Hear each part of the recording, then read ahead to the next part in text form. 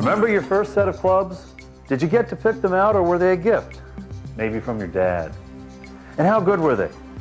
Top flight professionals or Blue Ridge Specials? If you're a decent player, you've probably been asked this question at least once. I'm getting serious about my golf game, and I want to get a really good set of clubs. What do you think I should get? Here's the easy answer. See your pro. But let's get real. Most new players aren't club members, and you don't want to throw them to the sharks. With the high price of equipment and explosion of discount golf shops, the up-and-comer is like the first-time driver with a new car dealer. Buyer beware. Here's how it's mostly done, and why it doesn't work. A serious up-and-comer sees the ads in print and on television for new clubs. The hype is enormous, and he starts to salivate. He ventures into a discount golf store and browses. Now he makes a qualitative judgment on what is visually appealing. He takes various clubs from the racks and waggles them around. Another quick value judgment is made. He starts to visualize shots being hit with these clubs. Problem: everyone fantasizes making great shots. Around this time, either he finds a salesperson or vice versa. A dialogue follows, and in most cases, the salesperson will discuss the up-and-comer's game and make recommendations. Problem: the parameters will be wide at best, and within any given line, there are variations which affect performance. Also, profit motive may influence the recommendation. He buys into the recommendation and even gets to try a demo club, hitting some balls off a mat into a net. Problem: you're still too far removed from the real world. Even a really good golfer gets limited feedback from hitting balls under these conditions. But it's decision time.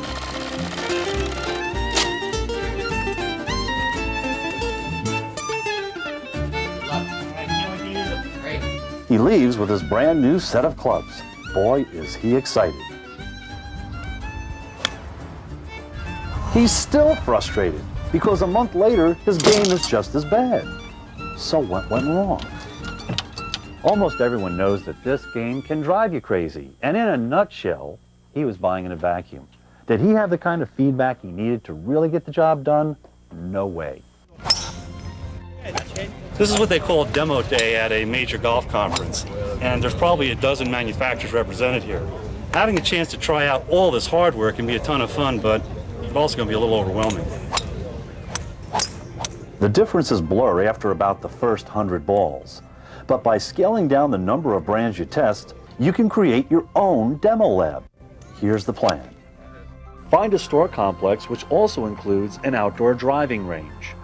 Go through the buying process until step 4, action. At this point, tell the salesperson you want to compare several of these models on the driving range. Any advice is welcome, but insist on trying several different types of clubs, even if they're all the salesman's recommendation. If the store is serious about making you a happy customer, they won't mind taking the time to put protective tape on the clubs so you'll be able to hit them. How you doing today, sir? Demo clubs? Okay. Many times the store will provide some range balls, but volunteer to buy a bunch more.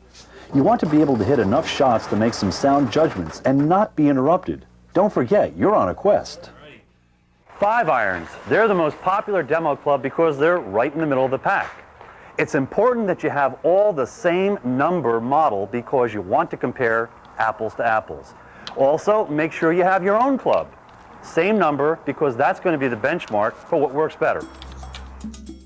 Forget trying to find a club that will correct your swing at this point. Take what you've got on the range and see how the club responds to it. Let the right clubs find you. Hit some warm-up shots with your club, say 5 or 6 balls. Then switch to another club for 5 shots. Round robin the equipment for at least 2 to 3 passes with each club. As you're hitting, make mental notes of your flight trajectory. How high, how far, how much offline, things like that. And don't be surprised if the club you thought would be best really isn't. Now, if you've fallen in love, don't be timid, buy. If you're the cautious type, on the other hand, don't feel you have to do everything in one session. come back to the lab 2 or 3 times. You know, with the cost of equipment nowadays, you have to make sure the courtship is complete. Here's a quick sidebar. Drivers in specialty woods are the most expensive and most individually packaged clubs you can buy. So if you're hitting a club which is a big hit, then tell the salesperson this is the club for you. Yes, sir. But keep in mind that while clubs are supposed to be identical, they may not truly be identical. So, excuse me, for that $200 to $400 you're paying for this club, it's got to feel right. This one, wrap it up.